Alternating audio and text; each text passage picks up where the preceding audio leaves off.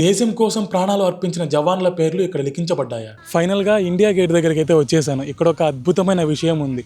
India gate దగ్గర నుంచి కర్తవ్య భవన్ దాకా సింగిల్గా ఒకే రోడ్డు 3 కిలోమీటర్ దూరం ఉంటుంది.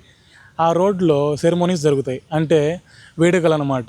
ఏదైనా ముఖ్యమైన విషయాలు జరిగినప్పుడు అక్కడ వేడుకలని జరుపుతారనమాట. ఇదిగో ఇదే ఆ రోడ్. ఈ ఇండియా గేట్ ని 1921 ఫిబ్రవరి 10న ప్రారంభించి 1931 ఫిబ్రవరి 12న పూర్తి చేశారు. ఇండియా గేట్ ఆపోజిట్ ఈ నేషనల్ వార్ మెమోరియల్ ఉంటుంది. ఈ ప్రదేశంలో మన భారతదేశం కోసం ప్రాణాలు అర్పించిన జవాన్ల పేర్లు వారి గుర్తుగా ఇక్కడ లిఖించబడ్డాయి. అలానే మధ్యలో ఒక ఎటర్నల్ ఫ్లేమ్ ఉంటుంది. ఇక్కడ ఎటర్నల్ ఫ్లేమ్ అంటే అమరజ్యోతి అని అర్థం. వారి ప్రాణత్యాగానికి చిహ్నంగా ఈ అమరజ్యోతి 365 రోజులు 24 గంటలు వెలుగుతూనే ఉంటుంది. నేషనల్ వార్ మెమోరియల్ ని 2019లో నిర్మించారు. 1947 ఆగస్టు 15న మన భారతదేశానికి స్వాతంత్రం వచ్చిన వెంటనే జమ్మూ అండ్ కాశ్మీర్ ని పాకిస్తాన్ బలవంతంగా లాక్కోవడానికి ప్రయత్నించింది. 1947 అక్టోబర్ 27న జమ్మూ అండ్ కాశ్మీర్ని రక్షించడానికి మన భారతదేశం యుద్ధాన్ని ప్రారంభించింది.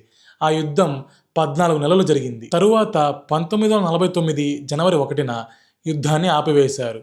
అప్పుడు జమ్మూ అండ్ కాశ్మీర్ మన సొంతమని ప్రకటించారు. ఆ యుద్ధంలో దాదాపు 2845 మంది జవాన్లు మన దేశం కోసం ప్రాణత్యాగం చేశారు. వారి ప్రాణత్యాగానికి గుర్తుగా వారి యొక్క పేర్లను ఈ నేషనల్ వార్ మెమోరియల్లో లిఖించబడ్డాయి. వారి పేర్లే కాకుండా మన భారతదేశం కోసం కొన్ని యుద్ధాలు జరిగాయి.